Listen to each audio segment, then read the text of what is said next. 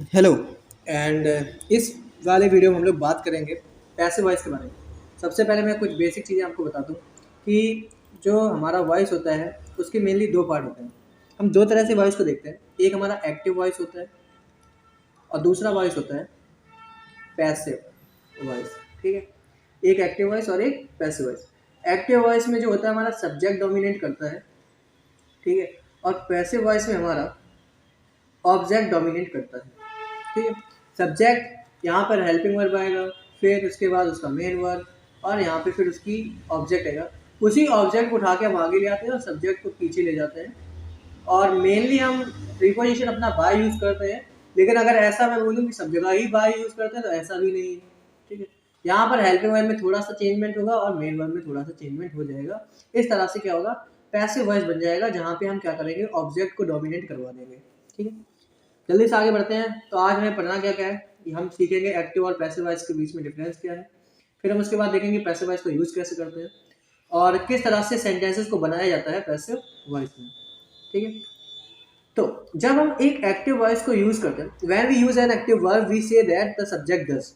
जब हम किसी एक्टिव वर्ब को यूज़ करते हैं तो हम ऐसा बोलते हैं कि सब्जेक्ट ने कुछ किया है।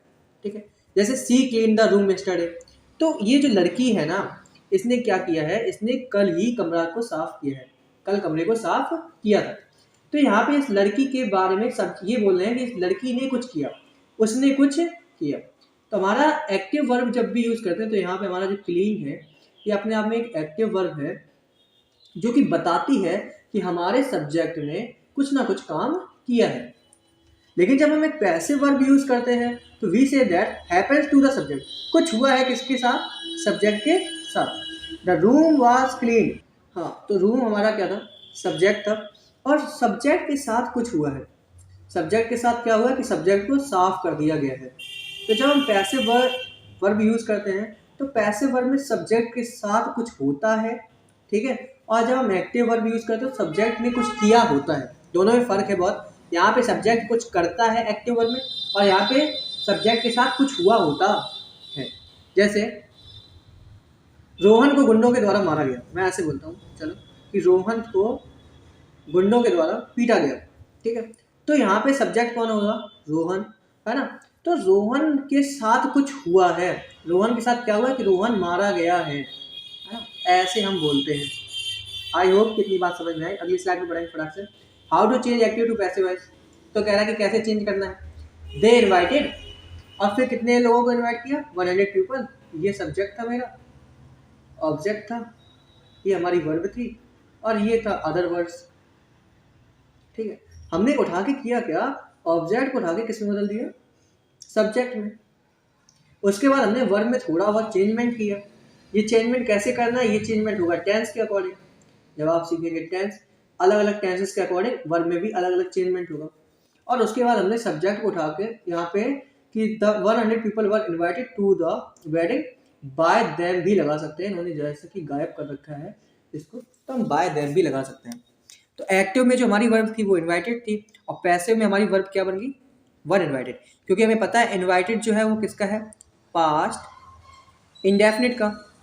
और इसको हमने किसमें बदल दिया है, जो पास्ट इंडेफिनिट की वर्ब को चेंज करने का तरीका ये होता है कि वर लगाओ उसमें, और कैसे क्या लगाओ, वर लगाओ, और उसके बाद क्या कर दो, वर्ब की थर्ड फॉर्म। और हमेशा याद रखो पैसिव में हमेशा ही वर्ब की थर्ड फॉर्म यूज की जाएगी, है ना। बस केवल यहाँ पे ये वर्ब और जो हेल्पिंग वर्ब है वो बदलती रहेंगी। ठीक है, बी की फॉर्म्स बदलती रहेंगी। तो when we use the passive voice, तो when we want to focus on the action not want to what who did it.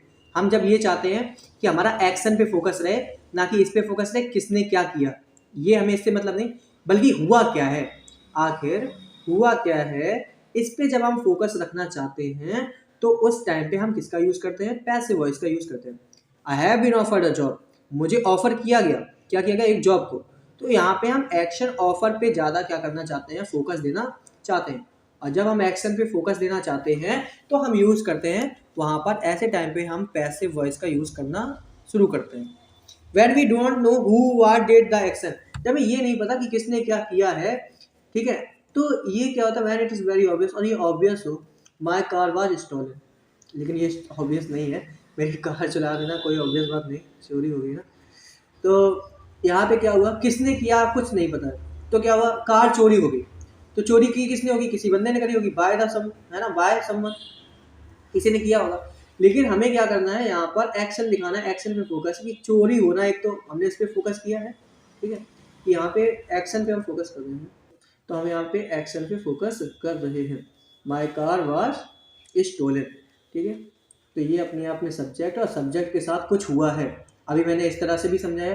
तो पैसिव वॉइस कब कब यूज़ करते हैं, पैसिव वॉइस कहाँ कहाँ यूज़ होता है, एक तो उसमें ये समझ में आएगा कि सब्जेक्ट के साथ कुछ ना कुछ हुआ है। उसके बाद और क्या होता है, यहाँ पे जब हम एक्शन पे क्या करना चाहते हैं, एक्शन पे फोकस करना चाहते हैं, ठीक है। या फिर हम ये समझ में ना आए कि किसने किया है और क्या किया है, ये दोनों बातें हमें पता ना हो, फिर भी हम किसका सेंटेंस बनाना हो, तो ऐसे टाइम पे भी हम पैसिव वॉइस का यूज़ करते हैं। When we use the passive voice, who or what cause the action is often unknown or unimportant, या तो हमें पता ही नहीं होता या फिर वो हमारे लिए अनइम्पॉर्टेंट होता है। तो जैसा कि द थीव्स वर अरेस्टेड, अरे चोरों को क्या कर लिया गया, अरेस्ट कर लिया गया। तो हमें पता ही है ना चोरों को किसने अरेस्ट किया होगा, पुलिस ने। तो हमें उसको लिखना ही, उसको बताना ही क्यों है, ठीक है। चोरों को अरेस्ट कर लिया गया, सीधे सीधे बोलेंगे by the police, that is obvious, क्योंकि चोरों को अरेस्ट करने का काम है ही किसका, कॉप्स का ना। चोरों का जो करेंगे ना वो कौन करेंगे, कॉप्स ही करेंगे, सीधी सीधी बात है। तो इन लोगों का काम ही है, तो हमें इन्हें दिखाने की जरूरत नहीं है, हम सीधे सीधे बोलते हैं कि चोरों को अरेस्ट करेगा। Are the rooms clean every day, क्या रूम्स को क्लीन किया जाता है एवरी डे।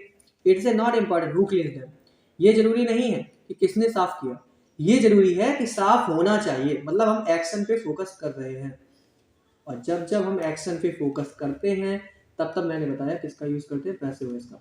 यहाँ मैं सेंटेंस में ये नहीं, मैं सीधे सीधे एक्सरसाइज भी लेके आ सकता था, लेकिन एक्सरसाइज ना लेने नहीं लाया हूँ, बल्कि मैं पहले इस पे ये चीज़ें बताना चाह रहा हूँ, ये फोकस करना चाह रहा हूँ कि ये समझ में आए कि पैसिव यूज़ कब कब होना है। क्योंकि जब हमारा ट्रांसलेशन होता है तो कई बार हमें यही नहीं पता रहता कि हम एक्टिव में सेंटेंस को लेके चलें कि पैसिव में लेके चलें। तो यहाँ पे मेरा जो बेसिक मोटो है वो ये है कि पहचान आपको समझ में आए कब पैसिव यूज़ करना है और कब एक्टिव यूज़ करना है, ठीक है। दोनों के बीच में डिफरेंस समझ में आना चाहिए।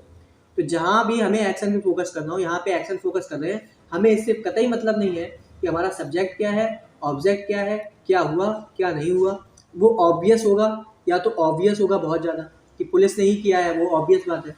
तो या तो हमारे लिए वो कैसा होगा, अनइम्पॉर्टेंट होगा या फिर अननोन होगा, है ना, अननोन होगा या फिर अनइम्पॉर्टेंट होगा, या तो हमें पता ही नहीं होगा या फिर वो हमारे लिए ज़रूरी इतना नहीं है, ठीक है। तो what matters if they are clean, ठीक है। जो ज़रूरी क्या है कि किसने साफ़ किया, ये ज़रूरी नहीं है, बल्कि ज़रूरी ये है कि क्या साफ़ हुआ है या नहीं, है ना, बस इतना हमें पता होना चाहिए। When we use the passive voice, if we want to mention the agent, the doer of the action, we just add by the end of the sentence.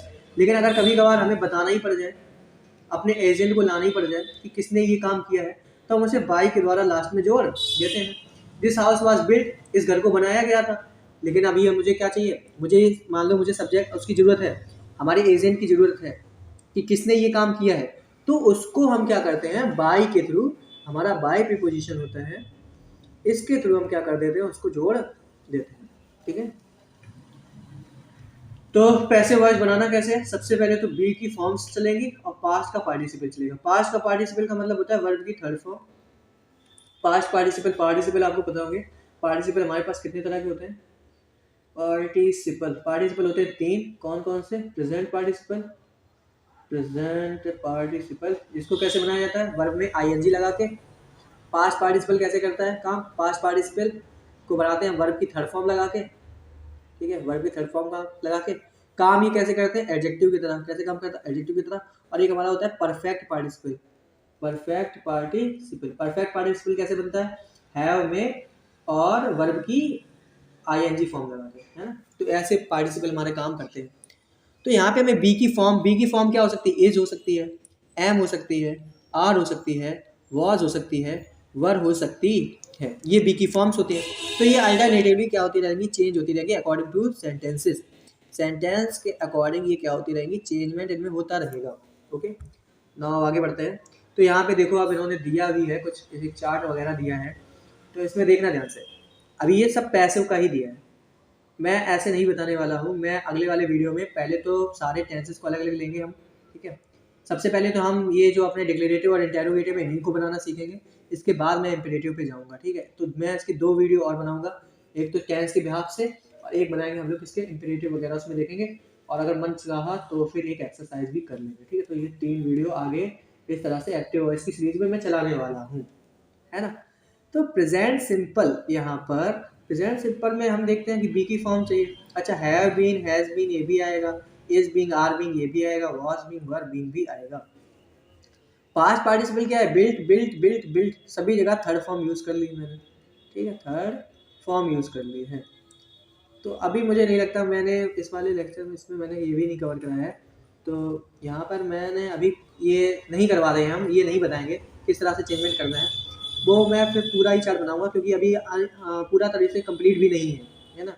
क्योंकि हमें पता है कि हमारे टोटल कितने सेंटेंस बनते हैं, 8 पूरे हमारे टेंस हैं, कितने 12 टेंसेस हैं, 12 टेंसेस हैं, और उनमें से 8 के क्या बनते हैं, वॉइस बन जाते हैं, बाकी 4 के वॉइस नहीं बनते, ठीक है। तो उसको बाद में देखेंगे, फिर अभी इसको करने की ज़रूरत नहीं है। चलो इसको आते आगे। Instead of using somebody they people, तो कह रहा है कि instead of using somebody right a passive sentence, कह रहा दे एम्प्लॉय थाउजेंड्स ऑफ पीपल, उन्होंने एम्प्लॉय किया किसको, थाउजेंड्स ऑफ पीपल को। Instead of using somebody they people etc right a passive sentence, कह रहा है कि जैसे कि नहीं हमें दे लिखना है कि दे लिखा गया, या कभी कभार समवन से हम सेंटेंस स्टार्ट करते हैं, या कभी कभार पीपल से सेंटेंस स्टार्ट करते हैं, और फिर उसके बाद ये बताते हैं कि किसी ने ऐसा कर दिया, या किसी के द्वारा ऐसा, है ना, किसी ने ऐसा किया, लोगों ने ऐसा किया, उन्होंने ऐसा किया। तो हम सीधे सीधे करेंगे थाउजेंड्स ऑफ पीपल, और फिर क्या हो जाएगा, दे एम्प्लॉय, है ना, तो thousands of people are employed, खत्म, बस हो गया, ठीक है। समझ में आई बात। तो यहाँ पर क्या है, इनका यूज नहीं करना, दे का, सम का, अगर ऐसे वाक्य आ रहे हैं बोलने में नहीं अच्छे लगते हैं, ठीक है, तो हम उनका क्या करते हैं, ऐसे टाइम पे हम पैसिव का ही यूज करते हैं। मोस्ट ऑफ द टाइम हम क्या यूज करते हैं, पैसिव का यूज करते हैं। आगे instead of using somebody, somebody they people, ये तो सेम ही चीज लिखी है। जैसे कि यहाँ पे एक एक्स्ट्रा एग्जांपल दिया, अच्छा एग्जांपल दिया गया है, somebody stole my bike while I was doing the shopping. तो समबडी, किसी ने चुरा ली क्या, मेरी bike, while I was doing at shopping, जब मैं काम कर रहा था, कहाँ पे, शॉपिंग पे कुछ कर रहा था। तो while I was doing the shopping, जब मैं शॉपिंग कर रहा था, ठीक है, जब मैं शॉपिंग कर रहा था, तो क्या था, माय बाइक, सीधे बोलेंगे no, somebody stole my bike, no, my bike was stolen, my bike was stolen. हम इस तरह से क्या कर देंगे, सेंटेंस को कंप्लीट कर देंगे। तो हम समबडी का यूज़ नहीं करेंगे आगे, उस जहाँ पे समबडी आएगा, जहाँ दे लग रहा है, जहाँ पीपल वगैरह आ रहा है, तो ये सेंटेंस को अच्छा नहीं बनाते हैं। उनकी जगह पे हम क्या करते हैं, पैसिव वॉइस का यूज़ कर लेंगे। किसका यूज़ कर लेंगे, पैसिव वॉइस का, ठीक है। आगे इसके बाद तो कुछ नहीं है, ठीक है। तो आई होप कि ये समझ में आया आपको। आज पैसिव वॉइस में हमने केवल उसका देखा, कुछ यूज़ देखे। एक बार हम रिकॉल कर लेते हैं सारी चीज़ें। 4 चीज़ें थी मेनली। हाँ, तो सबसे पहले हमने ये देखा था कि जब मैटर नहीं करता किसने किया है और क्या किया है, ये मैटर नहीं करता। हम फोकस करना चाहते हैं किस पे, एक्शन पे क्या करना चाहते हैं, फोकस करना चाहते हैं। इसके बाद एक हमारा ये था कि जब हम क्या करते हैं, समबडी, पीपल, है ना, और इनके बारे में, इनसे कोई काम करवाना होता है, दे से, ठीक है, इनसे कोई काम करवाना होता है, इन्होंने कोई काम किया होता है, तो भी हम किसका यूज़ करते हैं, तो भी हम पैसिव वॉइस का उस टाइम पे ज़्यादातर यूज़ कर रहे होते हैं। उस टाइम पे किसका यूज़ कर देते हुए, पैसिव वॉइस का, ठीक है। और ये भी था, है ना, एक हमने ये सीखा था कि जो हमारा एक्शन होता है वो तो इम्पॉर्टेंट होता है, ठीक है, लेकिन जो हमारे डूअर होते हैं, जो डूअर होते हैं सेंटेंस के, ठीक है, उनके लिए हम क्या करते हैं, उनको दिखाने की हमें जब ज़्यादा ज़रूरत नहीं होती, कोई ज़्यादा आवश्यकता नहीं होती है, ठीक है, कि डूअर कौन है, और या डूअर ऑब्वियस है, जैसे पुलिस वाला हमने देखा था, उसमें ऑब्वियस है वो चीज़, ठीक है, या अननोन है, हमें डूअर पता ही नहीं है कौन है, या अनइम्पॉर्टेंट है, हमारे लिए अनइम्पॉर्टेंट है, तो भी हम किसका यूज़ करते हैं, पैसिव वॉइस का यूज़ करते हैं। आई बात समझ में, है ना, पैसिव वॉइस का यूज़ करते हैं। अच्छा, एक बात हमने ये भी देखा, लेकिन कभी कभार जब जरूरी हो जाए एजेंट को दिखाना, तो किसके द्वारा दिखाते हैं, बाई के द्वारा।